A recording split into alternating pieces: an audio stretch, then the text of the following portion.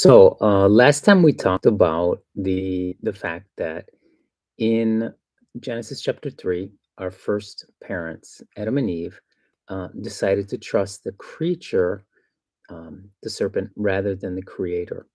Um, Now, we also said we're going to talk about the consequences of that act of disobedience. But um, before we do that, or better, to do that, we need to um, understand the framework in which um, God responds to this disobedience. So God, the Creator, and I think we can all remember we're talking about our first parents not trusting God, um, and I think that we can all understand about a reputation, right? That we don't want people to say false things on us.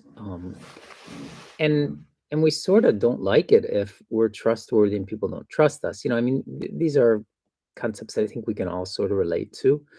Now, if we just take those two things and put them on an infinitely higher level, you know, we're human beings, but the Bible talks about a creator.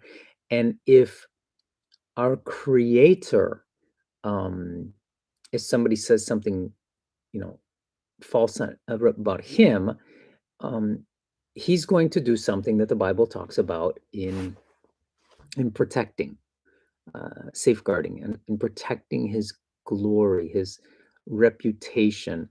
Now, in a certain sense, when we talk about that, we might think, well, he's sort of like full of himself. That's how we'd say if somebody. We might say that about somebody who's is concerned about their image, but in this case, God is concerned about the truth about himself because he is the creator. He's the most, he is it. He's at the top of everything. And so when he is protecting his own glory and reputation, he's doing the highest good.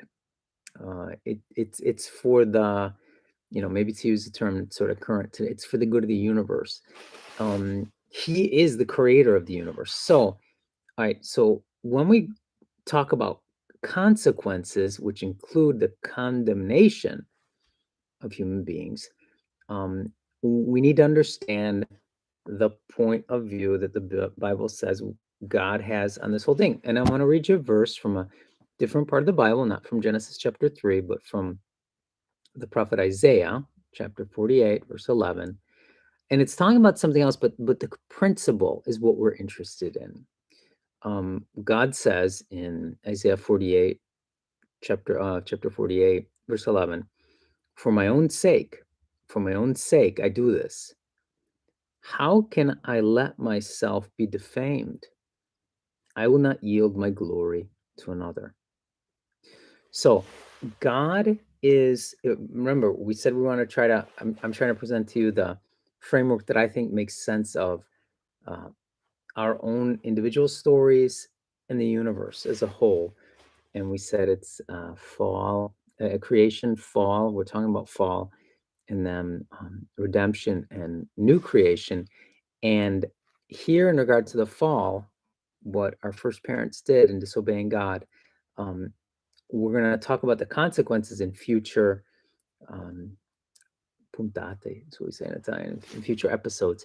But to be able to do that, we need to understand the context in which um, God is operating to protect His own glory.